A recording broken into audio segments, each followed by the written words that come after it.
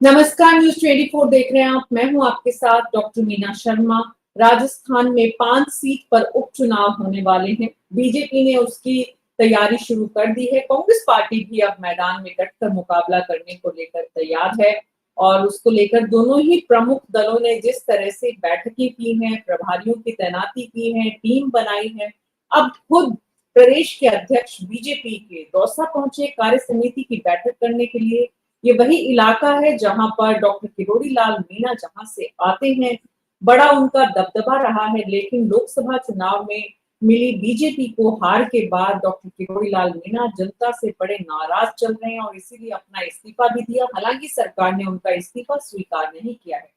आज पार्टी के वरिष्ठ नेता राजेंद्र राठौड़ और उप मुख्यमंत्री प्रेमचंद बैरवा सहित कार्य समिति की बैठक में दिग्गज पहुंचे।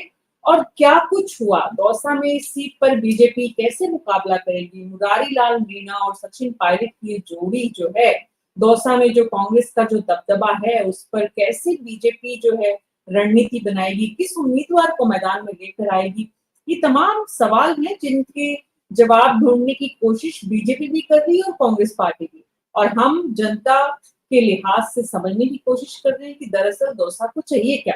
हमारे साथ राजकुमार वर्मा बीजेपी के प्रवक्ता हैं, राम कुमार वर्मा जी, पंकज शर्मा जी कांग्रेस पार्टी के प्रवक्ता हैं, जगदीश शर्मा जी नमस्कार। वरिष्ठ पत्रकार, राजीव तिवारी जी वरिष्ठ पत्रकार और विनय जोशी जी वरिष्ठ पत्रकार हमारे साथ जुड़ गए दौसा से। आप सभी का बहुत बहुत स्वागत है।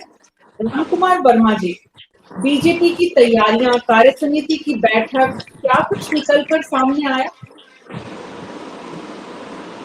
डॉक्टर मीना शर्मा जी, बीजेपी की तैयारी पूर्ण रूप से पहले भी रहती है और संगठनात्मक दृष्टि से हमने पूरी तैयारी कर ली है। और आज ही वहाँ पर जिला दौसा की कार्यकारिणी के और पदाधिकारी और हमारे वरिष्ठ कार्यकर्ताओं को प्रदेश अध्यक्ष जी के अध्यक्षता में नेतृत्व में मीटिंग हुई है। तो वहाँ पर हमारे जो कार्यकर्ता है उनमें बहुत उत्साह है और आत्मविश्वास है। तो दौसा का कोई हमारे लिए दिक्कत नहीं आने वाली है, क्योंकि जिस समय लोकसभा का चुनाव हुआ था, एक तो टिकट का लेट बांटा जाना, दूसरा ये कि जिससे कि भ्रांतियां विपक्ष ने फैलाई, जिनका आधार कोई नहीं था, वो भी कारण हुआ। कुछ जातीय पहलुओं को लेकर के जो समीकरण बनाए, लेकिन वहाँ के कार्यकर्ता अपने आप को ठगा महसूस कर रहा है। आज डबल इंजन की सरकार में जो भागीदारी होनी चाहिए थी, उनकी कहीं जो भी चूक हुई है। लेकिन आने वाले समय में इस तरह का कार्यकर्ता न तो कहीं सुस्ती करेगा, न किसी तरह का उसमें कहीं ढिलाई होगा। और संगठनात्मक दृष्टि से बूथ लेवल तक, पन्ना प्रमुख तक हमारी तैयारी है। निश्चित है कि हमारी वहाँ पर जो जीत होगी वो बहुत अच्छे मतों से होगी, इसमें कोई दो राय नहीं है। डॉक्टर मीना जी, ये राम कुमार वर्मा जी, ये सब बातें भविष्य के गर्भ में है, ऐसा होगा वैसा होगा, अच्छा होगा, अच्छे दिन आएंगे, दौसा में बीजेपी के अच्छे दिन आएंगे। आज की तारीख में जो हकीकत है वो ये है कि पार्टी बैकफुट पर है। लोकसभा और विधानसभा दोनों ही चुनावों में पार्टी को शिकस्त मिली है। इसलिए सवाल ये है कि अब कौन सी रणनीति से पार्टी यहाँ पर अपने लिए सब कुछ अच्छा वैसा करेगी जैसा अभी आप बता रहे हैं। निश्चित रूप से जिला कार्यकारिणी की बैठक में आज इन्हीं सब बातों पर गौर किया गया होगा। उम्मीद करते हैं सभी लोग पहुंचे भी होंगे, क्योंकि वहां पर जितने आपके यहाँ भी गुट बन गए हैं उसको भी मैं आपसे जब अगली बार आपके पास सवाल लेने के लिए आऊंगी तब बात करूंगी। अभी पंकज शर्मा जी, कांग्रेस पार्टी के प्रवक्ता। पंकज जी, उत्साह बीजेपी के कार्यकर्ताओं का जबरदस्त है दौसा में, जैसा कि राम कुमार वर्मा जी कह रहे हैं। आपके यहाँ के कार्यकर्ताओं का जोश कैसा है, क्योंकि लोकसभा में बड़े नतीजे अच्छे आए हैं, तो उससे अति उत्साह और अति आत्मविश्वास में तो नहीं है? नहीं, देखिए मेरा जी, हम बिल्कुल भी अति आत्मविश्वास और अति उत्साहित नहीं हैं, लेकिन जो जनता के मुद्दे हैं उनको लगातार हम जमीन पर भी लड़ रहे हैं उसके लिए। और आप देख रहे हैं कि लगातार जो विधानसभा चल रही है सदन में भी हमारे नेता प्रतिपक्ष श्री टीकाराम जूली जी हों, प्रदेश अध्यक्ष हों या हमारे जो विधायक हों, सबने जनता से जुड़े मुद्दे उठाने का काम किया है। और जनता से जुड़े मुद्दों को लेकर ही हम चुनाव में लोकसभा के चुनाव में भी गए थे और विधानसभा के जो अब उपचुनाव होने वाले 5 विधानसभा सीटों पर उन पर भी हम जनता के मुद्दों को उठाकर ही लेके जाएंगे। हम बीजेपी की तरह बांटो धर्म की राजनीति नहीं करेंगे, जो धर्म के आधार पे बांटने की राजनीति सिर्फ वो लगातार करते हैं। उनके पास कोई एजेंडा विकास का नहीं है। आप देख लीजिए पिछले 6 महीनों में इन्होंने एक नौकरी जनता को दी नहीं। बिजली पानी के मुद्दे पर ये राजस्थान किस तरीके से त्राहिमाम त्राहिमाम कर रहा था, ये सब लोगों ने हम लोगों ने देखा है। इसके अलावा पिछले कुछ महीनों में 800 से ज्यादा फैक्ट्रियां राजस्थान में बंद हो गई है और लगभग 3 लाख से ज्यादा लोग बेरोजगार हो गए हैं राजस्थान में। ये तमाम बड़े मुद्दे हैं जिनको लेकर हम जनता के बीच जाएंगे। और शेखावटी के झुंझुनू की विधानसभा की बात करें तो झुंझुनू में आज 2 हमारे जवान शहीद भी हुए हैं और वहां से लगातार उन शहीदों को पहले मैं नमन करता हूँ। जो लगातार झुंझुनू शेखावटी से हमारी सेना में लगातार जवान जाते रहे, लेकिन अग्निवीर योजना क्योंकि बड़ा मुद्दा है और इस बार जब केंद्र की सरकार सत्ता में आई है तो उस मुद्दे पे हमारे विपक्ष के नेता राहुल गांधी ने भी लगातार बात रखी है। तो ये तमाम मुद्दे हैं जिनको लेकर हम जनता के बीच जाएंगे और चुनाव लड़ने का काम करेंगे। लेकिन बीजेपी तो इस समय खंड खंड में बटी हुई है। किरोड़ी लाल मीणा जी किस तरीके से किरोड़ी लाल मीणा जी को दरकिनार किया गया है वो दौसा की जनता जानती भी है। और दौसा की जनता जब चुनाव में जाएंगे ये लोग बीजेपी वाले तो उनको इनका रिजल्ट भी बता देंगे। जी, विनय जोशी जी के पास चलते हैं, उसके बाद वरिष्ठ मेहमानों के पास राजीव तिवारी जी और जगदीश जी के पास जाएंगे। विनय जोशी जी, जो आज की बैठक में कितने लोग आए, कौन नहीं आए, वहां की गुटबाजी का क्या कुछ रहा, वक्ताओं ने जिन्होंने बोला उन्होंने क्या बोला? प्रेमचंद बैरवा बड़े कॉन्फिडेंस दिखाई दे रहे हैं, कम से कम वो दिखा रहे हैं कॉन्फिडेंस अपना, तो उनके इस कॉन्फिडेंस का क्या कारण है? विनय जी कुछ तकनीकी परेशानी से जूझ रहे हैं, विनय जी आएंगे, तब तक राजीव तिवारी जी, क्या खबरें आपके पास दौसा में डॉक्टर किरोड़ी लाल मीणा अब, क्योंकि जनता को बता चुके हैं कि जनता ने उनके साथ अच्छा नहीं किया, इसलिए इस्तीफा देकर उन्होंने जनता को अपने साथ लाने का जो प्रयास किया था वो इस चुनाव में कुछ असर दिखाएगा? राजीव जी विनय जी को ले ले पहले ताकि वहां का फीडबैक मिल जाए। जी विनय जी, क्या कुछ रहा? अगर आप आज बैठक में गए या अपने साथियों से बातचीत हुई?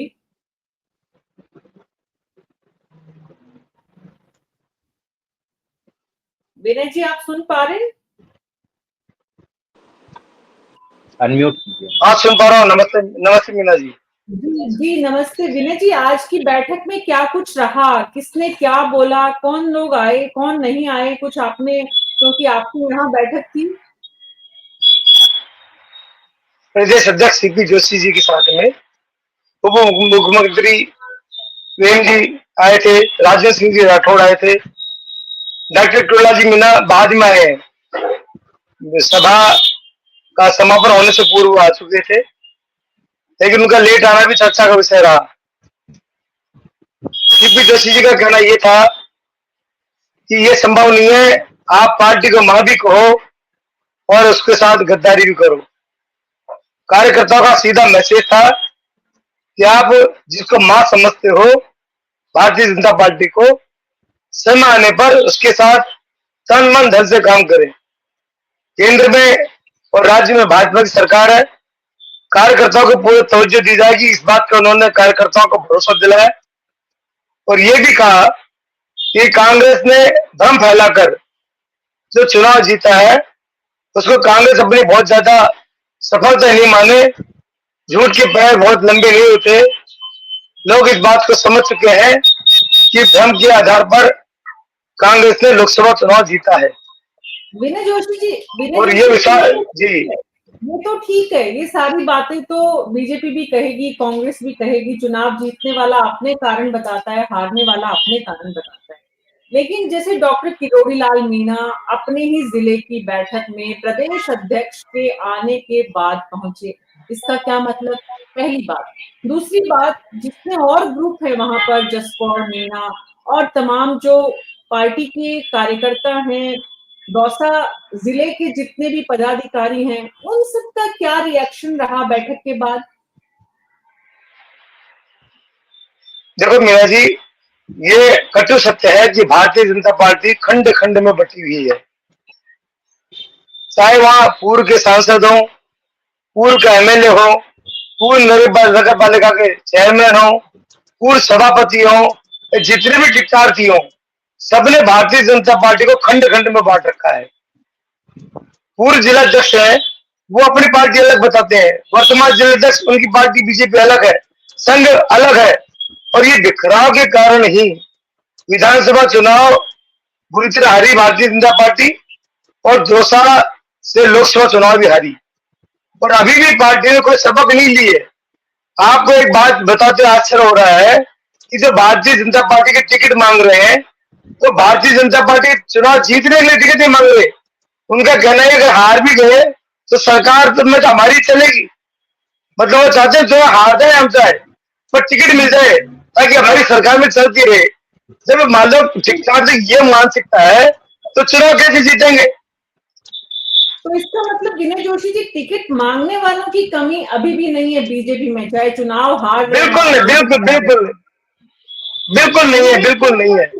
कौन कौन से कैंडिडेट हैं विनय जोशी जी जो दौसा से चुनाव जीतने के लिए टिकट मांग रहे हैं, और पार्टी जिनमें से कुछ पर विचार कर सकती है? देखो बहुत लंबी फहरिस्त है, पहले भी बहुत लंबी लिस्ट थी, जिसमें पूर्व जो विधायक शंकरलाल जी शर्मा थे जो अभी चुनाव भी हारे थे एमएलए का, पूर्व चेयरमैन सुरेश घोषी है, वो खुद के लिए भी मांग रहे हैं, अपनी पत्नी पुष्पा घोषी के लिए भी टिकट मांग रहे हैं। लोकेश शर्मा है, राजकुमार जायसवाल है, डॉक्टर रतन तिवारी, बहुत लंबी लिस्ट है, 50 लोगों की लिस्ट है, 2 4 5 नहीं है जी। रिटायर्ड आईएएस अधिकारी उनकी पत्नी है, अब प्रदेश अध्यक्ष जो सुमेर सिंह जी आईएएस है, उनके आसपास भी कुछ लोग ज्यादा मंडरा रहे होंगे। प्रदेश अध्यक्ष के आसपास रहने वाले लोगों में कौन कौन है इस वक्त दौसा जिले से? देखो जो भारतीय जनता पार्टी के जिला अध्यक्ष है वो कहते हैं मैं प्रदेश अध्यक्ष का खास हूँ, टिकट मेरी जेब में है। जो बोलता है कोई भी, क्योंकि ये प्रदेश अध्यक्ष सबसे अच्छे ढंग से मिलता है, तो सभी को ही लगता है कि जो प्रदेश अध्यक्ष है वो मेरे खास है और टिकट मेरी जेब में है, और टिकट मेरी जेब में है। यही एक कारण है जो भारतीय जनता पार्टी जो सपने देख रही है कि हम 5 सीटें जीतेंगे, अगर यही चलता रहा तो मुझे तो लगता नहीं है जीतेंगे। जी, ये ग्राउंड की हकीकत जो है वो रामकुमार वर्मा जी के पास जानी चाहिए। मैं आपके पास आऊंगी रामकुमार जी, लेकिन पहले राजीव तिवारी जी। राजीव जी, विनय जी ने मेरा मकसद भी यही था विनय जी से पहले बात करने का कि ग्राउंड की वहां की बैठक की आज का जो अभी का अपडेट है उनके पास जिस तरह से, उसके बाद चर्चा को बेहतर ढंग से समझने में हमारे दर्शकों को भी आसानी होगी। तो दौसा जिले की तस्वीर कोई बदली नहीं है, बस बदला है अगर कुछ ये कि अब Rajendra Rathore, CP Joshi, deputy CM Bairwa, ये सब वहां पहुंचकर डैमेज कंट्रोल में जुट गए हैं। सबकी ताकत अगर लगती है और सत्ता की अपनी ताकत है तो इस चुनाव में कुछ, और क्योंकि मुख्यमंत्री और प्रदेश के अध्यक्ष भी अब मिलकर इस चुनाव में जाना चाह रहे हैं, ऐसा भी दिख रहा है, लग रहा है। प्रदेश कार्य समिति की जो बैठक हुई थी उसमें भी ये संकेत मिले थे, तो सत्ता में होने का कुछ फायदा बीजेपी को यहाँ पर दौसा में आप देख पा रहे?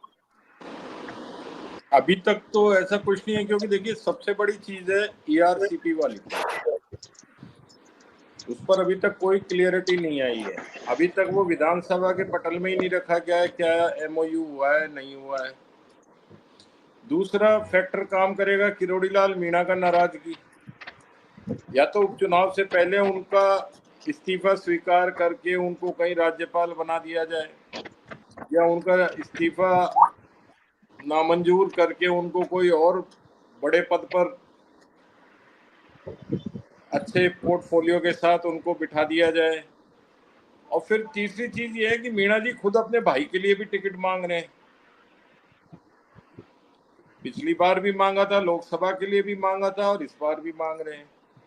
तो ये सारी जो चीजें हैं, और प्लस वहाँ बहुत सारे जो ये सरकार का लाभ लेने वाले लोग वहाँ उम्मीदवार बनने के लिए बेचैन बैठे हैं, वो एक फैक्टर है। तो जिसको टिकट नहीं मिलेगा वो ही काट करेगा। तो ये जितने ज्यादा उम्मीदवार होते हैं उतना ज्यादा पार्टी को नुकसान होता है। और अभी विनय जी बता ही रहे थे कि अनगिनत उम्मीदवार हैं वहां, तो बिल्कुल बिल्कुल। तो अगर आप 20 में से 10 को भी बना लोगे तो 10 तो विरोध करेंगे ही, कहीं ना कहीं भीतरघात करेंगे। बिल्कुल। तो ये सारी जो चीजें हैं, ये सारे फैक्टर हैं। और ये जो ईआरसीपी वाला मामला है, इससे लोगों को ये लग रहा है कि भाई दौसा में दौसा के सारे जो 13 जिले हैं अपने राजस्थान के, पूर्वी राजस्थान के, उन सब में विकास को गति मिलती उससे। आज देखिए, पहले दौसा का सबसे बड़ा वो भाकरी की माइंस थी, सोप स्टोन की, वो भी लगभग अब सैचुरेशन पॉइंट पर पहुंच गई है। उसके बहुत नीचे तक अब आदमी जाना, मेरे ख्याल में विनय जी ज्यादा बेहतर जानते होंगे, तो वो भी एक तो जो वो चेजा पत्थर की थी, आपको जानकारी गलत है। और अरावली पर्वतमाला में आने के कारण उसको बंद हुए 10 साल हो गए। नहीं, बंद हुए 10 साल हो गए, लेकिन अभी भी वो सोप स्टोन वाली एक चल रही है वहां पे। नहीं, सॉफ्ट हैंगी 2 साल, आपको जानकारी ठीक जो नहीं। आपकी महेसरा के पास में जो जाती है अंदर रोड, उसमें एक सोप तिवारी स्टोन जी, की जयपुर की एक जोशी इंडस्ट्री जी की कह चल रहे रही थे है। 10 साल हो गए। जी नहीं, ठीक मैं है। सुन रहा हूँ विनय जी की बात भी कि वो, लेकिन और कोई बड़े उद्योग वहां पनप नहीं पाए हैं अभी तक दौसा में। वही एक सबसे बड़ा उद्योग था उस समय वहां पे। जी इसके अलावा कोई उद्योग नहीं पनप पाया। और जो खेती बाड़ी थी, वो भी जैसे जैसे दौसा का फैलाव हो रहा है, वैसे वैसे वहां पे खेती दौसा की बाड़ी में भी पहचान वो आ रही तो है। गाड़ी चोरों के लिए और तमाम तरह के जितने भी, मतलब माफ कीजिएगा, लेकिन बेरोजगारी की वजह से जो परेशानियां हैं, उसका असर जयपुर का नजदीकी होने से दौसा में जितना उस तरफ गया है, इंडस्ट्री से दूर, एग्रीकल्चर से दूर, तो फिर अपराध में शामिल होना यहाँ के युवाओं का देश भर की, बल्कि प्रदेश अपराधी की वहां तो पे आप देखिए, गाड़ियां का उस वहाँ एरिए के सबसे ज्यादा जो ये वाहन चोर पकड़े जाते हैं, वाहन चोर, वही वही वही, वो बिल्कुल सारे उसी तरफ से सब आते हैं। वहीं से तो बिल्कुल ये बिल्कुल। बेरोजगारी की जो एक समस्या है, वो बहुत बड़ी समस्या है दौसा में। तो डॉक्टर किरोड़ी लाल मीणा जैसे दिग्गज आंदोलनकारी नेता उस इलाके से, उस जिले से निकल कर आए, लेकिन उस जिले में कुछ भी करिश्मा नहीं कर पाए। तो डॉक्टर किरोड़ी लाल मीणा के खाते में ये तो जाएगा ना। और जगदीश शर्मा जी, अगर डॉक्टर किरोड़ी लाल मीणा के खाते में ये जाता है, तो फिर जनता उन्हें चुनाव में अपना अस्वीकार करती है। अगर उन्हें स्वीकार नहीं करती है, तो सीधे सीधे इसका मतलब भी समझ में आता है कि जनता भी बहुत लंबे समय तक अपने आप को उसी गर्त में नहीं रखना चाहती है, मुख्य धारा से, विकास से जोड़ना चाहती है। अब ऐसे में जब उपचुनाव होने वाले हैं और डॉक्टर किरोड़ी लाल मीणा का ये पिछले लगभग 2 महीने से, 4 मई से लेकर आज तक, बल्कि उससे पहले ही उन्होंने घोषणा कर दी थी, तो ये जो उनका चैप्टर चल रहा है, इसके चलते चलते ही उपचुनाव होगा, तो दौसा में क्या फर्क पड़ेगा इसका? यानी कि उनका इस्तीफा ना स्वीकार किया जाना, ना अस्वीकार किया जाना, उनकी तरफ से दे दिया जाना, लेकिन विधानसभा नहीं पहुंचना, सचिवालय नहीं पहुंचना, पार्टी की बैठक में प्रदेश अध्यक्ष पहुंच गए हैं, आप लास्ट में आ भी रहे हैं और नहीं भी आ रहे। मीना जी, ऐसा है, जब अपनी पिछली दफे बात हुई थी इसी मुद्दे पर, किरोड़ी लाल मीणा वाले पर, तो हमने ये कही थी कि किरोड़ी लाल मीणा अपना इस्तीफा भेज देंगे, सीएम स्वीकार नहीं करेंगे, बैठे रहेंगे थोड़े दिन, बाद में धीमे धीमे पार्टी की सेंट्रल जो यूनिट है वो इनके बारे में कुछ करेगी और वो फिर धीमे धीमे शामिल भी हो जाएंगे, मान जाएंगे मतलब।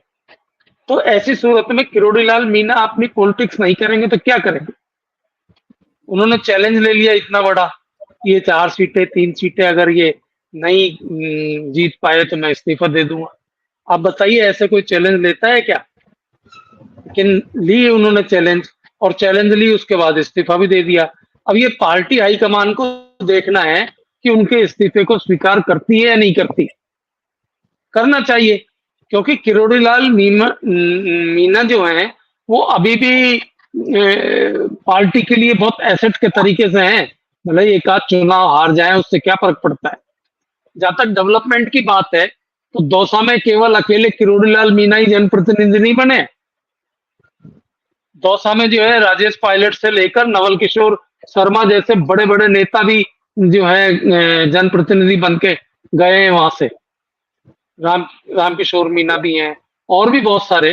जब मैं लंबी लिस्ट लोकसभा की और विधानसभाओं की दोनों की मिलाएंगे तो ये लिस्ट 20-25 बड़े नेताओं की है।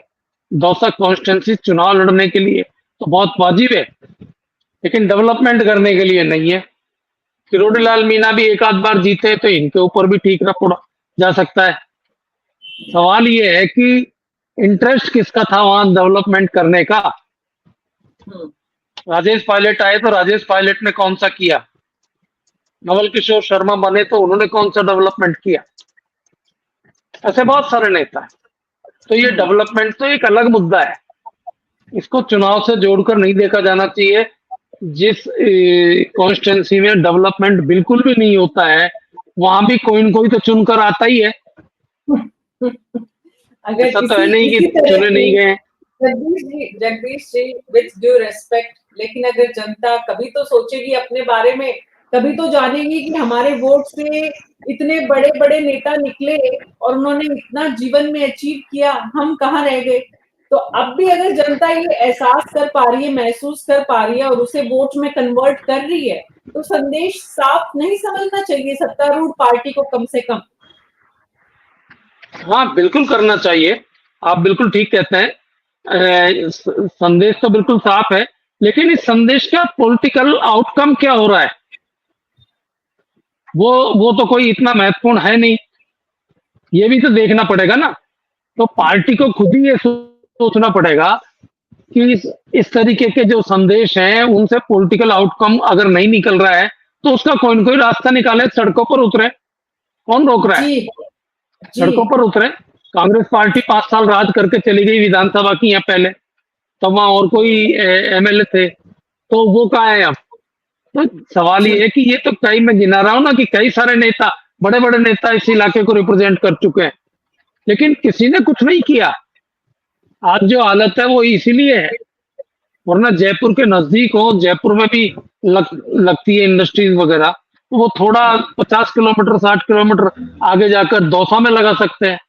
क्यों नहीं जाते? क्योंकि उनको पॉलिटिकल सपोर्ट नहीं मिलता, एडमिनिस्ट्रेटिव सपोर्ट नहीं मिलता। और ये सब जो है किरोड़ी लाल मीणा जैसे सारे नेताओं को एक साथ सोचना पड़ेगा, अकेले किरोड़ी लाल को नहीं। बिल्कुल, और भी जो नेता है सबको सोचना पड़ेगा।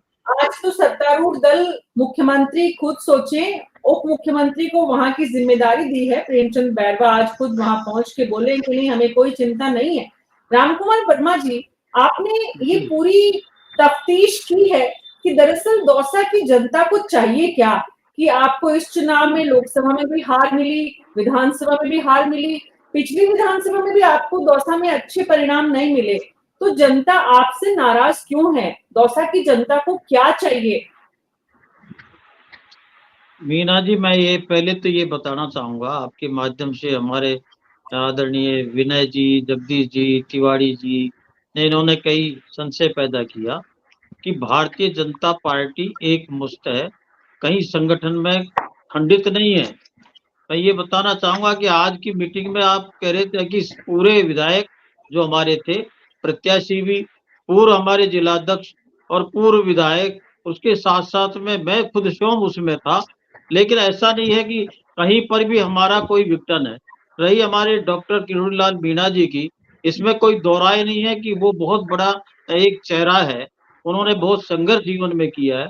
1974 से तो मैं उनको व्यक्तिगत रूप से ही, जब यूथ और उस समय विद्यार्थी छात्र नीति में, राजनीति में आया, मैं भी था, उनको देखा है, तो उनके सम्मान में कोई कमी नहीं है। उन्होंने जिस तरह का एक ये था कि ऐसा मेरी जनता जो भ्रमित नहीं होगी, कांग्रेस ने जिस तरह से नेगेटिव नैरेटिव दिला, एक तरह से फैलाया गया था, जिसका कोई आधार नहीं था कि आरक्षण समाप्त हो जाएगा, संविधान चेंज हो जाएगा, ये कुछ नहीं करेंगे, तो कहीं न कहीं उसके उनको पीड़ा थी। पीड़ा के कारण से उन्होंने अपनी व्यक्तिगत जो पीड़ा है उसको अभिव्यक्त कर दी गई है। तो ऐसा आज भी डॉक्टर किरोड़ी लाल जी के स्टेटमेंट से भी, और उन्होंने कहा कि मैं पूर्ण रूप से पार्टी के लिए प्रतिबद्धता से काम करूंगा, और वो कर रहे हैं। और हमारे पूरे के दौसा की स्थिति आपने देखा, दौसा जिले में 4 विधानसभाएं हमारी जीती हैं। दौसा में निश्चित है कि हमारी उस समय विधानसभा में हार हुई है, लेकिन आज की तारीख में जितने भी कार्यकर्ता हैं, मतदाता हैं, दौसा की जनता है, इवन कांग्रेस के लोग अपने आप को ठगा हुआ महसूस कर रहे हैं। वो विकसित राजस्थान में विकसित दौसा के लिए उस मुख्य धारा के अंदर जो उनको लगा कि इससे कुछ न कुछ नुकसान होगा, हमारा जो यहाँ से रिप्रेजेंटेटिव गया वो अपने पहलुओं को नहीं उठाएंगे, उनकी इच्छा भी नहीं है, क्योंकि कांग्रेस की फिरकत रही है कि वो विकास नहीं, उनके आपस की कुर्सी के झगड़ों के अंदर रहे हैं, उसी तरह की राजनीति की है। तो मैं ये कहना चाहूंगा कि आज की तारीख में जो भारतीय जनता पार्टी का संगठन है बहुत मजबूती से, और जो हमारा संगठनात्मक रचना है उसके पन्ना प्रमुख तक हमारी तैयारी हो गई है। और जिस तरह का ये कह रहे हैं कि कई मतभेद हमारे हैं ही नहीं, और बिल्कुल ऐसा, और ये कह रहे हैं कि जोशी जी ने कहा कि वहां पर बहुत सारे लोग हैं जो टिकट मांग रहे हैं, दावेदारी कर रहे हैं। तो मीना जी, जहां लोकतंत्र के अंदर टिकट मांगना स्वाभाविक है, कोई मांग सकता है, लेकिन जिस पार्टी के अंदर अधिक संख्या में अगर लोग आएंगे तो निश्चित है कि उस पार्टी के अंदर मजबूती है, उसमें आत्मविश्वास है, और वो सब कमल के फूल को, निशान को लेकर के चलने वाले हैं। ये समर्पित भावना से काम करने वाले हैं। कुछ समय के लिए, टाइम बीइंग के लिए, पिछले समय, आज पानी की समस्या ईआरसीपी का हमने पूरा खुलासा कर दिया गया। जिस कांग्रेस ने 5 वर्ष तक जिस पे राजनीति करी, आज राम कुमार मध्य जी, प्रदेश सरकार से, राम हरियाणा कुमार से जी, भी और राम केंद्र कुमार के जी, सहयोग से राम ईआरसीपी कुमार हो जी, गया, एसआईटी का राम गठन कुमार किया, जी, एंटी गैंग हमारे फोर्स जो गठित कर दी गई है, महिला दुष्कर्म के लिए रोकने के लिए एंटी रोमिया का गठन किया गया, और राम अभी भी कुमार आपने जी, देखिए एंटी नारकोटिक्स राम किया। कुमार तो जी, ये जो डेवलपमेंट, राम मैं कुमार मीना जी संक्षिप्त में ये करना चाहता हूँ, डबल इंजन की सरकार और जिस तरह के केंद्र की सरकार और जो माननीय भजन लाल जी के नेतृत्व में जो 6 महीने में काम हुआ है, हमारा करीब जो है संकल्प पत्र के 45% मुद्दों को हमने उसमें हल कर दिए गए, और जो घोषणाएं हैं वो हम करेंगे। अच्छा राम और कुमार जितनी जी, जी राम कुमार जी, जो नैरेटिव कांग्रेस पार्टी ने बनाया, मैं आ रही हूँ राजीव तिवारी जी आपके पास, जी जो नैरेटिव कांग्रेस पार्टी ने बनाया और जनता जिससे भ्रमित हुई, उस नैरेटिव को इस बार बदलने के लिए आप क्या नैरेटिव बना रहे हैं कि उपचुनाव में जनता आपके साथ आए? मीना जी, नरेटिव अपराध चेंज हो गया। उनको मालूम है कि माननीय नरेंद्र मोदी जी जिस संविधान को इतना महत्व देते हैं, जिन्होंने दिया है, और इसी कारण से तीसरी बार ऐतिहासिक जीत एनडीए की और प्रधानमंत्री नरेंद्र मोदी को जनता ने बनाया है, तो ये कम बात नहीं है। ये 60 साल के बाद में जाकर के कोई न तो पूर्ण अपने बहुमत आप तीसरी आपका बार काम हो प्रधानमंत्री गया बने। है, आपका तो आज काम की अपने तारीख आप में हो गया न आरक्षण को खतरा है, कुछ चीजें थी, इन्होंने जिस तरह का नैरेटिव चलाया वो धरातल पर हमारे लोग नहीं पहुंचा पाए, लेकिन आज की तारीख है कि आरक्षण को कोई खतरा नहीं है। आरक्षण को अगर प्रोटेक्शन दिया भारतीय जनता पार्टी के नेतृत्व में, मैं माननीय जोशी जी से, जगदीश जी के तिवारी से, आपको इंदिरा साहनी के केस के बाद में 1997 में रिजर्वेशन करीब करीब खत्म कर दिया था। श्रद्धेय अटल जी के सरकार में आने के बाद 500 ऑफिस मेमोरेंडम को विड्रा किया गया, और जिसमें अमेंडमेंट 81 और 82 और 86 किया, उससे आरक्षण को बहाल किया, जिस कांग्रेस ने खत्म किया। बाबा साहब अंबेडकर को जिस तरह से इन्होंने अच्छा लज्जित भी किया, हराया भी, राम कुमार जी, सम्मान नहीं दिया, उसके लिए तो मैं ये कहना चाहता हूं कि हमारी स्पष्टता ये चीजें धरातल में पहुंच गई है कि कांग्रेस झूठ बोलती आई है, भटकाने वाले काम किए, उससे अब मतदाता भ्रमित नहीं होगा, ये निश्चित है। जी, और तो कांग्रेस इसमें पार्टी दौसा की सीट के लिए नहीं, हमारे 500 सीटों में कोई कांग्रेस खतरा नहीं है। पार्टी ने नैरेटिव बनाने का, आ रही हूँ राजीव जी, आ रही हूँ, कांग्रेस पार्टी ने नैरेटिव अब बनाने इनके का तो काम काम किया। नैरेटिव बनाने का है। चुनाव में इन्होंने जी जी कर्ज अरे माफ के लिए 10 दिन का वादा किया था, कर्ज माफ हुआ था क्या? अब रुकिए, तो अब रुकिए, आपने बोला ना, सबने सुना, कांग्रेस पार्टी ने जी जी नैरेटिव बनाया, जनता ने उस नैरेटिव को तोड़ के आपकी सरकार बना दी। बीजेपी को कुछ करने की जरूरत ही नहीं है, एक काम जनता, एक काम कांग्रेस पार्टी। अब राजीव तिवारी जी पूछिए आप। मैं राम कुमार जी से यही पूछ रहा हूँ कि चलिए लोकसभा चुनाव में कांग्रेस ने और विपक्षी दलों ने झांसा दे दिया, ऐसा नैरेटिव सेट किया, आरक्षण हट जाएगा, संविधान खत्म हो जाएगा, ये सब है। उसके बाद में 13 विधानसभाओं के उपचुनाव हुए, उसमें बीजेपी क्यों हार गई? 2 में ही जीती। तो वहां भी फिर वो क्या नैरेटिव वही वाला काम किया है या कोई नया कोई नैरेटिव? और दूसरी बात, टेक्निकली एक बात मैं आपको बता रहा हूं कि जो आप कहते हो ना कि डबल इंजन की सरकार, ये टेक्निकली डबल इंजन की सरकार नहीं है। राजस्थान में भाजपा की सरकार है, केंद्र में एनडीए की सरकार है, उसमें बीजेपी एक घटक है। तो टेक्निकली नेतृत्व अगर देखा जाएगा प्रधानमंत्री ना, नरेंद्र मोदी नहीं, जी का आप है। कहने को तो हम कुछ भी कह लेंगे कि नहीं डबल नहीं है, ट्रिपल इंजन की बना दो आप, कोई दिक्कत नहीं है, लेकिन मैंने डबल बहुत, इंजन की तिवारी जी सरकार बहुत अच्छी तब कही संख्या में जाएगी जब भाजपा के बीजेपी की सांसद हैं। वहां पे बहुमत की, जैसे 303 सीटें थी तब मानते थे हाँ जी डबल इंजन की सरकार है, पूरा बीजेपी का होल्ड है। अब बीजेपी का होल्ड नहीं है। देखिए आप, बजट पेश करने में ही दिक्कतें आ रही हैं, राजस्थान का पहले हो गया, एमपी का पहले हो गया। भाई वहां पे अब घटक दलों की भी मांगे माननी पड़ेंगी। वहां पे तेलंगाना, वो क्या आंध्र प्रदेश वाले नायडू जी कह रहे हैं कि हमारे को स्पेशल राज्य घोषित करो। बिहार से नीतीश जी कह रहे हैं हमें स्पेशल राज्य घोषित करो, और दूसरी पार्टियां हैं उनकी अलग अलग डिमांड है। तो ये सारी पूरी करने के चक्कर में ही बजट भी लेट हो रहा है। मतलब 23 तारीख को हो रहा है, जो कि होना चाहिए था 23 को 1-2 हो ही तारीख जाएगा तिवाड़ी जी, लेट नहीं होगा वो, हो गया। अच्छा बजट ऑलरेडी आएगा। लेट हो गया, और कैसे होगा? आप ये तो मानो। नहीं, ऑलरेडी लेट और नहीं हुआ ईआरसीपी है, का आप कह रहे हो क्योंकि कि पूरा पूरा खुलासा हो गया, पर आपने अभी तक विधानसभा में ही नहीं रखा, आपका साइट पे नहीं है, और कैसे, कहाँ खुलासा किया आपने? पहले जो प्रेस ईआरसीपी के लिए कॉन्फ्रेंस 2 हुई थी, उसमें जो पिछले आपके प्रवक्ता आए थे उन्होंने कहा नहीं ये संशोधित एमओयू है। इस संशोधित पूर्ण एमओयू रूप का से भी कुछ नहीं आया। ईआरसीपी पीकेसी का खुलासा हमने किया है। जमुना जो अरे तो समझौता साहब हुआ उसका भी हुआ उसको है पब्लिक डोमेन हरियाणा में के भी तो साथ लाओ में। आप। उस वो विधानसभा में तो अभी तो ये विपक्ष वाले उसको चलने ही नहीं दे रहे। उनका काम अरे है कि हम तो रखो तो सदन सही, को ही नहीं चलने देंगे। सुने भले ही नहीं, आप विधेयक भी तो रखते हो। अभी तो वो आप विधेयक भी एमओयू तो राज्यपाल को रखते के लेके हो, तो आओ विधानसभा आप। में भी लोकसभा उसको में, वो करते लोकसभा हैं। में नहीं, उसको पारित भी तो एक्चुअल में कराते सच्चाई हो। यही है कि एमओयू को अब एक्चुअल में भले सच्चाई कांग्रेस है कि वाले ना एमओयू को तो सुने, सीएम कोई साहब ना ने भी नहीं सुने, देखा। लेकिन आपको जहाँ रखा है एमओयू वहां को तो रखो सीएम ना। साहब ने भी नहीं देखा। पंकज उसमें कितने जी, पॉइंट्स आप हैं, पिछले कितने 5 वर्ष नहीं होंगे, धरातल पर आएगा और पानी भी मिलेगा। पेयजल के लिए आपने देखा अच्छा हमारी लेके तो जो आओ। पेयजल मैं की तो कह रहा योजना हूँ है, उपचुनाव से जल पहले लेके जीवन आ मिशन में जाइए, भ्रष्टाचार उपचुनाव से नहीं पहले होगा लेके आ और जाइए, कार्य शुरू हो गया उपचुनाव है। से पहले लेके आ जाइए, जिससे आपको हार का सामना नहीं पंकज जी, करना पड़े आप कम किसी से कम। तरह जवाब राजनीति में नहीं होगी, जो उप कह रहे हैं वो मुख्यमंत्री होगा। और वित्त मंत्री दिया कुमारी जी ने कहा हम ये तो 5 जनता के साल का मुद्दों की बजट नहीं राजनीति है। करते हैं, वो आप लोग नहीं कर पाते हो। जनता की करते, आप जनता की नहीं करते, आप भ्रमित करने की राजनीति उनका करते, किसानों स्टेटमेंट है को विधानसभा भटकाना नहीं, है, में, भ्रमित ये करने युवाओं की को 23 राजनीति नहीं भटकाना साल है का करते हैं। बजट नहीं है, तो आप और भ्रमित आगे वंचित भ्रमित आप समाज लोग के करते लिए हो। भ्रमित करना है। भ्रमित आप लोग करते हो। आपको आज का एक केस बताता हूँ। नहीं, ये तो आज आपकी अजमेर में फिरकत है। सर तक, हम विकसित सुन लीजिए सर, सुन लीजिए ना प्लीज, सुन नहीं लीजिए। सुने पंकज जी, क्या आज सुनूंगा अजमेर, जब आप झूठ बोल रहे हैं। सुन तो लीजिए आप सर। राजनीति अरे सर करते हैं, सुन तो आप लीजिए। तथ्यों के मुद्दों की नहीं करेंगे, आप तुष्टिकरण की मैं राजनीति मैं बता, करेंगे, मैं आप झूठ के आधार मैं पर बताता हूँ। करेंगे। अरे सर सुन तो संविधान लीजिए, हमने सुन बदला तो। था 1975 में, इमरजेंसी हमने लगाई क्या? अच्छा और राम कुमार जब जी, संविधान के राम अंदर कुमार जी, आर्टिकल राम 42 कुमार के जी, अंदर जो राम कुमार फंडामेंटल जी, राइट्स को चेंज कर दिया, राम हमने कुमार किया जी, क्या?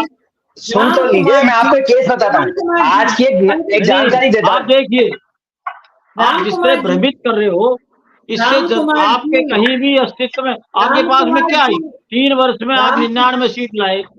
राम कुमार जी, सुनना है। इमरजेंसी जी, जब लगी थी और उसके बाद की जो पीढ़ी है उसको इस बात में दिलचस्पी ज्यादा है कि उसके लिए आज सरकार क्या कर रही है। 77 में, 75 में क्या हुआ, उनकी दिलचस्पी अब नहीं है। वर्तमान में जीना चाहती है आज की युवा पीढ़ी। नहीं, अब आज भी सवाल ये ये उसको है, सही अब मानते हैं। राम कुमार जी ये प्लीज सुनिए तो, राम कुमार जी प्लीज, सवाल ये है कि आप ईआरसीपी के मुद्दे पर चुनाव में जाएंगे। मैं पंकज जी आपके पास आ रही हूँ। ईआरसीपी की पूरे दौसा जिले में कहीं कोई एक खुदाई हुई है, कोई एक कागज पहुंचा है, कोई एक नल लगा है, क्या हुआ है ईआरसीपी में? देखिए मुझे लगता है मीना जी, आरसीपी के मुद्दे, पंकज जी प्लीज राम कुमार जी को बोलने दीजिए। कुछ हुआ है जिसकी फोटो आप दिखा सके दौसा के लोगों को? मीना जी, आपके सामने रिजल्ट आए हैं। जल जीवन मिशन में जिस तरह की गड़बड़ हुई उसकी जांच हो गई है, जांच जारी है और हमारा कार्य है जो चालू हो गया। अभी आपने वित्त मंत्री महोदया के भाषण में भी अरे सुना सर वो होगा, रामायण के घोषणाएं लिए पूछ रहे हैं, हम महाभारत की बात कर रहे हो। जो अरे जवाब सुनिए जिस चीज पंकज पे जी, पूछ रहे हैं उसको 5 जवाब वर्ष दीजिए। तक आपने नहीं जिस पे, ईआरसीपी को आपने क्यों नहीं लटकाया? आप इधर डीपीआर उधर क्यों की बात इंतजार मत किए? करिए। आप ये आप बताइए तो कि ये ईआरसीपी पे क्या कहिए, हुआ। ईआरसीपी है जो आप धरातल में इधर आ उधर रही की है, बात मत कीजिए। आप ये उधर उधर बताइए की नहीं। ईआरसीपी पे कितना काम हुआ। आपको नहीं नहीं नहीं, आप इधर ईआरसीपी उधर का की बात काम कर ये रहे हुआ, हैं। एमओयू हुआ 2 महीने के अंदर, एमओयू हुआ आपने देखा तीनों, एमओयू, हरियाणा से राजस्थान की भी और जनता ने मध्य देखा, प्रदेश से, मुख्यमंत्री राजस्थान जी से। ने देखा। और राम इसके कुमार बाद जी, में आपके तो वो नहीं हुआ, राम कुमार आपने जी, क्यों नहीं आप किया ऐसे था? जनता को एमओयू एमओयू की जनता को दिखा सकते हैं क्या दौसा की कि ये एमओयू एमओयू है? जनता को पूरा हमने प्रेस के माध्यम से और स्टेटमेंट के माध्यम से सब कुछ नहीं बता है, दिया। नहीं है, उसमें कोई गलत भुला बात। यहाँ सब है ही नहीं। पत्रकार बैठे कितना हुए हैं, पानी बता सकते हैं मिलेगा, कि कभी कितना आया पानी है नहीं कि प्रेस मिलेगा, में। कौन सा इतने जिला झूठ आएगा, मत बोले कितना, सर, इतने झूठ 21 मत जिलों बोलिए, में होगा, खुलेआम झूठ 13 नहीं, जिलों गलत के बात। बजाय 21 जिले होंगे कवर, और ईआरसीपी पीकेसी दोनों सर ज्वाइंट होंगी। सर और जमुना समझौता से चूरू कोई सीकर भी झुंझुनू को पानी पब्लिक मिलेगा। डोमेन में एमओयू नहीं आया है, और ना अभी प्रेस में आपको आया, ना मालूम है मुख्यमंत्री जी ने 25 देखा है। लाख ग्रामीण घरों के अंदर जल के कनेक्शन अब चालू हो जाएंगे और उसमें कार्य जारी कर दिया गया है। आपको मालूम है प्रत्येक विधानसभा पर 10-10 हैंडपंप और 10-10 ट्यूबवेल के लिए स्वीकृति हो गई है। ये पानी की व्यवस्था की गई है और हर विधानसभा के अंदर 5 करोड़, 3 करोड़, 8 करोड़ का विकसित काम विकास के लिए दे दिए गए हैं। आपके समय में हुआ क्या? 2 महीने के अंदर ये स्वीकृति जारी कर दी गई है। तो मैं ये कहना चाहूंगा मीना जी कि हमारा जो पानी का मुद्दा है उसको हमने प्राथमिकता से लिया है। जिस कांग्रेस ने उसको 5 वर्ष में जनता को जिससे प्यासा पड़ा नहीं किया इन्होंने, तो उसको 6 महीने में सारा सुधार नहीं हो सकता।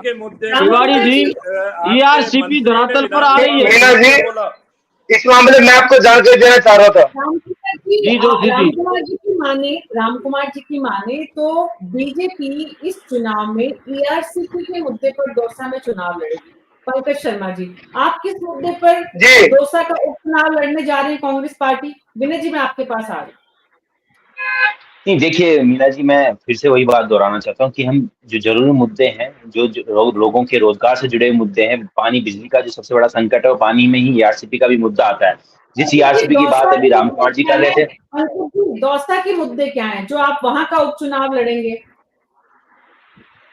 नहीं, डेफिनेटली दौसा के मुद्दे, पानी बिजली तो एक मूलभूत जो सुविधा है वो तो बड़ा मुद्दा है ही। इसके अलावा जो इंफ्रास्ट्रक्चर मुद्दा है, और आप पूरे जो अगर पूर्वी राजस्थान की बात करें तो उसमें ईआरसीपी बहुत बड़ा मुद्दा है, क्योंकि पानी से ही बाकी सारी चीजें जुड़ी हुई है, बाकी समस्याएं खत्म हो जाती है अगर पानी का फ्लो वहां प्रॉपर हो जाता है। लेकिन ईआरसीपी पे कोई भी अभी मुझे पूरा पता है, मुख्यमंत्री जी ने भी एमओयू नहीं देखा है, क्योंकि इसकी एक बानगी मैं आपको बता देता हूँ। जब यमुना की समझौते की लोगों ने बात की तो हरियाणा के मुख्यमंत्री खट्टर जी, जो उस समय के वर्तमान मुख्यमंत्री, उस समय के सर बोल लेने दीजिए, उस समय के मुख्यमंत्री थे खट्टर जी, उन्होंने खुले तौर पे विधानसभा में मना किया कि हमारा ऐसा कोई बात ही नहीं है, हमारे पास पानी होगा तो हम डिलीवर करेंगे, पानी होगा तो हम डिलीवर करेंगे। और दूसरी सबसे बड़ी बात, सरकार थी, क्यों नहीं एनओसी मिली?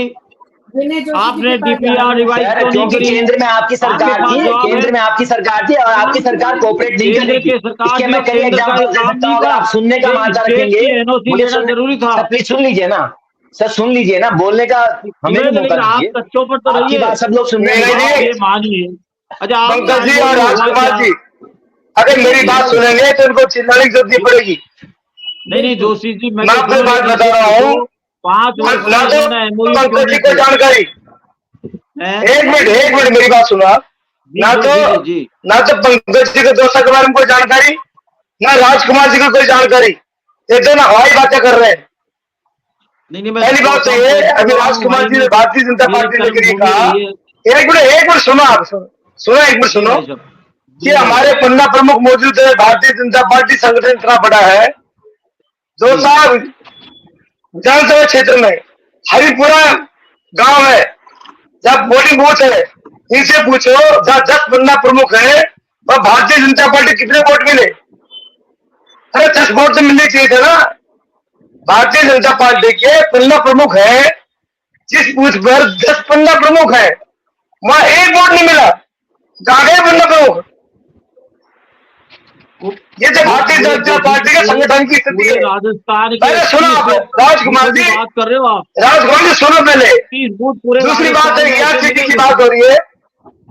ये दुर्भाग्य भारतीय जनता पार्टी का कि जिस पार्टी की सरकार है, जहाँ जिस योजना में काम चल रहा है, और नेता को पता ही नहीं है कि 200 विधानसभा क्षेत्र में कितना काम हो गया, और हम भाषण दे रहे हैं। 200 विधानसभा क्षेत्र में 33% काम हो चुका। जल जीवन मिशन के तहत 200 नगर परिषद क्षेत्र के अंदर 45% काम हो चुका। जल जीवन मिशन क्षेत्र के तहत जहां भी लाइन रही थी, सब जगह लाइन डली हुई है। इस समय आप आके देखें, रोज कांग्रेस और भारतीय जनता पार्टी के दोनों नेताओं का के पहले काम की जानकारी लेनी चाहिए। नहीं क्या होगा, पब्लिक की जगह में आप झूठे हो जाओगे। क्या कुछ नहीं पता आपको और यही चेकते हो साहब। भारतीय जनता पार्टी का श्रेय ईआरसीपी का है, वो भारतीय जनता पार्टी को जाएगा। एमओ हुआ नहीं हुआ हो, पब्लिक इससे कोई मतलब नहीं है। हर जगह पाइपलाइन चल रही है, बहुत तेज गति से काम चल रहा है। पिछले 1 महीने से ये द्रुत गति से काम चल रहा है और काम को वोट मिले तो कांग्रेस की जमानत तो हो जाएगी। अब लेकिन कभी भी कांग्रेस को वोट नहीं मिले, यहाँ वोट मिलता है जाति को। कांग्रेस मीना को कैंडिडेट को प्रत्याशी बनाएगी, सामान्य सीट है ये। मीना एससी और मुसलमान मिलके ये भारी बन जाते हैं, तो विकास का कोई रहते नहीं है। विकास के आधार पर चुनाव होते ही नहीं है। लोकसभा चुनाव विकास के आधार पर होते तो 25 की 25 सीट बीजेपी को मिलती। वह जाति के आधार पर था, आरक्षण के आधार पर था। हम क्या बातें करते हैं, विकास की बातों के लिए है। अंत्योदय योजना भैरवी शिकायत लेके आए 77 के अंदर और 80 में चुनाव हार गए। कहा गया विकास? कहीं नहीं मिला। तो ऐसे में जो बड़ी फुल स्पीड से आप यहाँ पर काम जो बता रहे हैं जल जीवन मिशन का, यहाँ पर जितनी रफ्तार से हो रहा है उसका भी सरकार को कोई बहुत ज्यादा फायदा मिलता नहीं दिख रहा है आपके मुताबिक विनय जी। अगर सरकार के काम का फायदा होता है तो बीजेपी प्लस में आएगी यहाँ पर, लेकिन जातिगत समीकरण जो बताते हैं वो ये है कि मुरारी लाल मीणा और सचिन पायलट, इन दोनों की जो जुगलबंदी है दौसा जिले में, उससे कांग्रेस पार्टी और प्लस आपने बताया माइनॉरिटी। एक बात और जोड़ना चाहता हूँ जी, बोले। ये बात जोड़ना चाहता है, अगर कांग्रेस ने मीणा जाति के व्यक्ति को टिकट दिया, कैंडिडेट बनाया, तो केवल मीणा का भारतीय जनता पार्टी के लिए कोई ज्यादा बड़ा रोल नहीं रहेगा। पिछले लोकसभा चुनाव में हम देख लिया कि जब मीणा कैंडिडेट था और सारे लोग मुरारीलाल मीणा के पक्ष में थे, या यूं पक्ष मान लो कि बीजेपी के खिलाफ थे मीणा मतदाता, तो वोट दिया क्या? नहीं दिया। अब जब मीणा कैंडिडेट होगा और बीजेपी की किसी जनरल कास्ट को टिकट देगी तो केवल जी क्या महत्व रहेगा विधानसभा में? कोई महत्व रहने वाला नहीं है। ओके ओके, तो इसका मतलब ये पूरा का पूरा चुनाव राजीव तिवारी जी जातिगत समीकरण पर कैंडिडेट की हार और जीत तय करता है, करेगा। लेकिन जनरल सीट पर इस पर जो इतिहास है वो बताता है कि मीणा कैंडिडेट के सामने दूसरे कैंडिडेट्स भी जीते हैं, जनरल के कैंडिडेट्स भी जीते हैं। तो ऐसा सुनिश्चित तो नहीं कह सकते कि जो कैलकुलेशन यहाँ पर आपने बहुत अच्छा इश्यू उठाया है। एक बात मैं इसलिए कह रहा था कि 2008 से लेके अब तक के 4 चुनाव हुए जनरल सीट होने के बाद में, केवड़ीलाल मीणा की जब पार्टी थी उस दौरान केवड़ीलाल मीणा ने अपना कैंडिडेट खड़ा किया था लक्ष्मी जायसवाल को, और वो मीणा मतदाताओं के 25,000 वोट लेके जाने में सफल हुई थी। तब जाके शंकरलाल मीणा चुनाव जीते थे। उसके बाद में लगातार 3 चुनाव मीणा ही जीत रहे हैं। अभी जनरल सीट होते हुए केवल केवड़ीलाल मीणा मतदाताओं को अपनी पार्टी में तोड़ा, इसलिए शंकरलाल शर्मा एक बार विधायक बने, बाकी 3 बार लगातार 2013, 18 और ये 23। नहीं, ऐसा नहीं है। वहाँ पे ब्राह्मण उम्मीदवार भी जीते हैं, नवल किशोर शर्मा जीते हैं, फिर उसके बाद राजेश पायलट, रमा पायलट। आपको जानकर दोस्त नहीं है, एमपी बने, एमएलए नहीं बने। मैं बात एमएलए की कर रहा हूँ, आप बात एमपी कर रहे हैं। मीणा बने, मानता हूँ मैं बात को। एक शंकरलाल शर्मा वो बने और अब की बार वो भी हार गए थे पिछली बार। वो भी जब बने, जब केवड़ीलाल मीणा की पार्टी ने चुनाव लड़ी थी और केवड़ीलाल मीणा की पार्टी 20,000 मीणा के मतदाता तोड़ने में सफल हो गई थी, इसलिए बने, नहीं तो बनते ही नहीं। त्रिकोणीय मुकाबला होने से 2018 में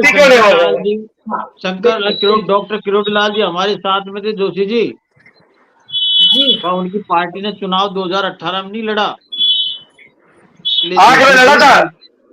नहीं, जोशी जी 2018 में शंकरलाल जी जीते आपको 2013 के अंदर, तो उस समय बहुत ज्यादा। लेकिन मैं ये कहना चाहूंगा कि शंकरलाल जी जीते और अब की बार जिस तरह का आप देख लो जातीय समीकरण नहीं चलेंगे, विकास की राजनीति पर होगी। जो 6 महीने में भारतीय जनता पार्टी के भजनलाल जी की सरकार ने कार्य करे उस पर वोट मिलेगा, केंद्र सरकार के आधार पर मिलेगा।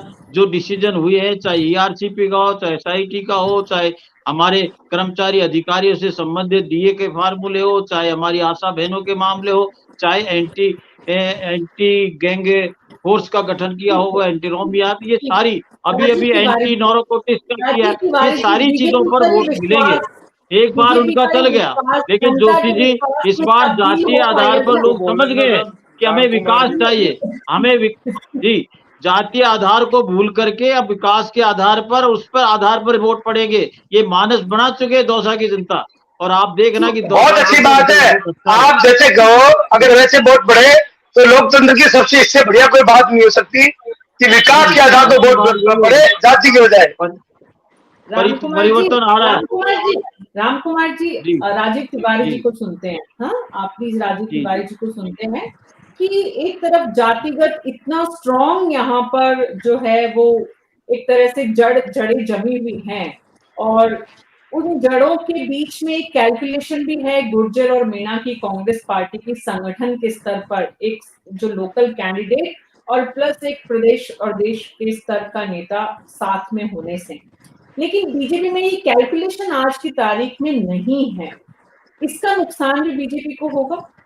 राजीव, बीजेपी वाले कैलकुलेशन जरूर कर रहे होंगे जातिगत, ऐसा नहीं है कि जितनी भी सीट है उसमें बीजेपी की कैलकुलेशन बराबर चलती है कि नहीं, इस मैं ये तरीके नहीं से बोल रही कि जाति कैलकुलेशन नहीं है, मैं ये नहीं बोल रही। मेरा सवाल ये है, जो दौसा और राजस्थान की जनता के पर्सपेक्टिव को समझने के लिए, कि ऐसा दिखता है कि दौसा में मुरारी मीणा और सचिन पायलट, मीणा और गुर्जर वोट दोनों जो हैं वो लामबंद करने में कामयाब हो रहे हैं, लेकिन बीजेपी में ऐसी कोई जुगलबंदी जोड़ी नहीं है जो इस तरह की कामयाबी के लिए वोटों को पुख्ता करे। बीजेपी में एक ही वहां पे किरोड़ी लाल मीणा नेता थे, अब उनका प्रभाव कम होता जा रहा है, जो हमने अभी देख ही लिया। अब राजेश पायलट और ये मुरारी लाल मीणा, इनकी जोड़ी है, प्लस माइनॉरिटीज पूरी वो कांग्रेस के साथ है। सचिन पायलट वही सॉरी, पायलट और पायलट जी और मुरारी लाल मीणा की लेकिन जुगल वो जोड़ी है। लोकसभा में एक बार हो गया उनका, विधानसभा में पिछली बार आपने देख लिया विधानसभा में, और ये विधानसभा का चुनाव है। पिछली बार विधानसभा में मुरारी लाल जी नहीं, जीते थे अभी सर। जो विधानसभा हुआ उसके अंदर आपने देखा ही। आपको पता ही नहीं है राम कुमार जी, इसका मतलब नहीं, पिछली बार जोशी मुरारी जी, लाल जी जीते जो अभी सांसद बने हैं। तिवारी जी 2023 का विधानसभा के अंदर आपने देख लिया कि अशोक गहलोत जी और सचिन पायलट जी का क्या स्थिति रही, और गुर्जर मीणा का वोट किसको मिला है। प्लीज रुकिए, आप मैं ये प्लीज कह रहा हूँ, रुकिए, बीती आप तारीख बात आगे विशाल बढ़ दे, रही है, आगे की सुध ले, आगे की बात ये करिए पुराना प्लीज। है मामला। तो हाँ, जो ये कॉम्बिनेशन बना हुआ है ना, Sachin Pilot, Murari Lal Meena plus minorities minority, हाँ और बिल्कुल, दलित, हाँ ये जो चार का जो कॉम्बिनेशन है ना, वो फिलहाल पिछले चुनाव में लोकसभा वाले में भी और विधानसभा वाले में भी किरोड़ी लाल जी पे भारी पड़ा था बहुत। इस बार भी अगर बहुत ज्यादा विकास के या बहुत ज्यादा दौसा के लिए कोई घोषणाएं नहीं हुई, अभी आप देखो बजट में क्या घोषणा हुई दौसा के लिए, और जो दौसा आप की जल जीवन, विधानसभा कुछ नहीं वाइज हुई की ना, है। कुछ नहीं हुई। और जो जल नहीं, जीवन मिशन की बात जो विनय जी बता रहे हैं, जी वो घरों जी में नल पहुंचाने की है। अभी ईआरसीपी से उसमें पानी आने की नहीं है, वो ट्यूबवेल के वो काम सिर्फ चालू घरों हो गए तक हैं, नल और वो टंकी बना के ट्यूबवेलों से पानी भर के स्वीकृति घर जारी तक नल होगी पहुंचाने की तिवारी है। जी।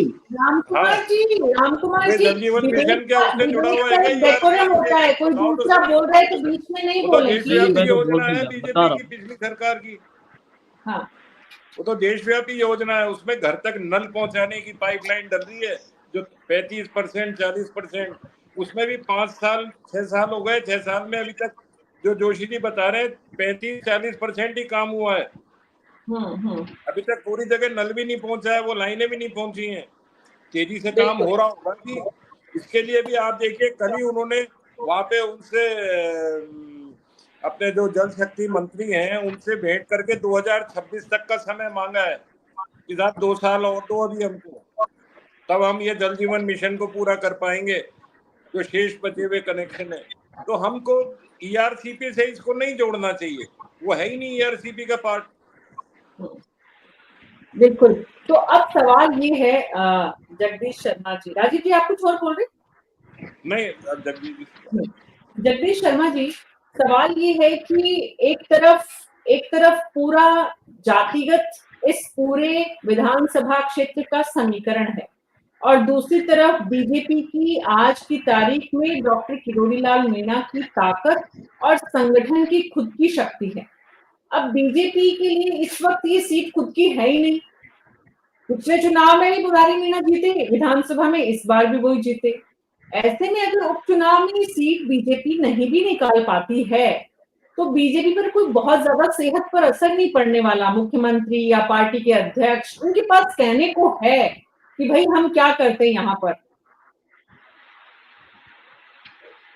लेकिन मीना जी, ये तो सारी कॉन्स्टिट्यूंसियों में होता है, एक दौसा ही नहीं, दौसा डिस्ट्रिक्ट ही नहीं है यहाँ पर कि कास्ट कॉम्बिनेशन इस ढंग से बैठता है। और आप देखिए इस बार क्या हुआ है कि कांग्रेस ने कई तरीके के भ्रम पैदा किए हैं पब्लिक के बीच में, जो लोकसभा में आपने देखे बहुत स्पष्ट निकल के आए थे कि उन्होंने संविधान को जो है कहा कि इसको तो बदल देंगे या इसको खत्म कर देंगे, जातिगत आरक्षण खत्म कर दिया जाएगा, ये हो जाएगा। इस सब के बावजूद कांग्रेस पार्टी 99 सीटों पर रह गई। तो ये सारी चीजों का असर अब जो विधानसभा के चुनाव होंगे, खासकर बाई इलेक्शन के चुनाव, ये बाई इलेक्शन के चुनाव जो है इसमें चीजें बदलेंगी थोड़ी बहुत। ऐसा नहीं है कि मतदाताओं को खूब मंडूक समझ लिया गया है कि वो कुछ भी समझेंगे, नहीं, वो समझे हैं, उनको बहकाया गया है कि आपका आरक्षण खत्म होने वाला है। ये बहकाया गया है तभी तो वो आए समझ लो, लेकिन अब उनको पता चलेगा कि ये तो झूठ बोल रहे थे, ऐसा तो कुछ है ही नहीं। अगर नरेंद्र मोदी को कॉन्स्टिट्यूशन बदलना होता तो 10 साल उनके पास थे, फुल मेजोरिटी के साथ थे। खैर ये जो कुछ भी बात है ये राजनीतिक बात है। और मैं जहां तक दौसा के विधानसभा सीट के बारे में बात करूं तो किरोड़ी लाल मीणा बड़े नेता हैं, बड़े नेता रहेंगे, वो इतना संघर्ष कर चुके हैं उस इलाके में। लेकिन अगर कॉम्बिनेशन ये बैठ गया है कि मीणा और गुर्जर आपस में एक दूसरे को वोट देंगे, या मुस्लिम तो पहले से ही कांग्रेस को वोट देते रहे, वो तो बीजेपी को मिलेगा नहीं, वो तो पहले ही नहीं है उनके साथ। अगर इस बार एससी एसटी के वोटों में और थोड़ा सा फर्क पड़ गया तो किरोड़ी लाल जी की ये सीट निकलना कोई जरूरी नहीं है कि सफल हो जाए। फिर सफल होने में मुश्किल होगा। हालांकि बीजेपी फुल कैपेसिटी से अपनी ताकत लगाएगी क्योंकि प्रेस्टीज का इशू बन गया है। हमारे यहाँ 8-10 सीटों के ऊपर जो चुनाव है, 5 का है शायद, 5 सीटें खाली हुई है। तो 5 सीटों पर जो चुनाव होगा उसमें दौसा कॉन्स्टिट्यूंसी सबसे ज्यादा प्रेस्टिजियस कॉन्स्टिट्यूंसी हो गई है। सारी ताकत पार्टी की वहां लगेगी और कोशिश करेंगे कि दूसरी जो अगर जातिगत आधार पर ही हो रहा है मान लो इलेक्शन, तो दूसरी जातियों से भी कॉम्बिनेशन हो सकता है, वो कुछ करने की कोशिश करेंगे। देखिए मैं मानता हूं कि लोकतंत्र में तो इस तरह की जीत हार होती रहती है और पार्टियों को अपना जोर लगाना चाहिए, अच्छी बात है। जी विनय मीना जी, किस तरह की दो बात ऐसी हो सकती है हाँ बताएं। जिसमें कांग्रेस परेशानी में आ सकती है। एक तो किरोड़ी लाल मीणा का तुर्क का पत्ता यह है कि आपने मुझे लोकसभा में बिल्कुल नहीं सुना, इसलिए मैं काम नहीं करूंगा। मैं काम जब करूंगा जब आप भारतीय जनता पार्टी के लिए वोट देने की तैयार हो। मैं मेरी भारतीय जनता पार्टी में अपमानित नहीं होऊंगा। ये इनके पास इमोशनल कार्ड है। आज ये काम भी करे सरकार में, इसका फायदा किरोड़ी लाल मीणा टोंक और दौसा के लिए ले सकते हैं। मीणा को इस बात को कह के, जब आप मेरी बात मानते ही नहीं हो तो मैं क्यों हूं प्रचार के लिए, मैं नहीं करूंगा काम। तो मीणा इनके कहेंगे जब आपका कहना मानेंगे तो ठीक है, कहना मानेंगे बीजेपी को वोट दो। एक तो ये है, उसका कांग्रेस बात को तोड़ नहीं है। दूसरा ये है, जब दौसा से जनरल सीट पे कांग्रेस अगर मीणा को कैंडिडेट बनाती है और भारतीय जनता पार्टी किसी एचसी को कैंडिडेट बना दे तो हर हाल में कांग्रेस के पसीने आ जाएंगे।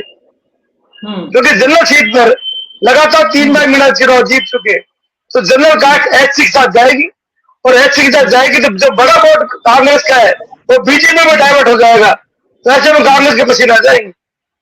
बिल्कुल, तो वो कैंडिडेट कौन हो सकते हैं इसकी भी चर्चा है। विनय जी नंदलाल बंसीवाल जब पूरे एमएलए थे यहाँ से मीटिंग थी, उसमें कॉम्बिनेशन ये बनाया गया था राठौड़, जोशी और बैरवा। आप समझिए इस बात को। नंदलाल बंसीवाल जो पहले ऐसे एमएलए थे बनाने का, क्योंकि आप देखिए बस्ती में अंजू धान का 2 बार जीती थी, 2 मीणाओं के बीच में, बस्ती में ही बता रहा हूं मैं, बस्ती में 2 मीणाओं के बीच में अंजू धान का 2 बार जीती थी। और ये कॉम्बिनेशन इस बार जो आज की मीटिंग के लिए बीजेपी की ओर से भेजा गया है, राठौड़ जनरल, जोशी ब्राह्मण और बैरवा जी, प्रेमचंद जी बैरवा।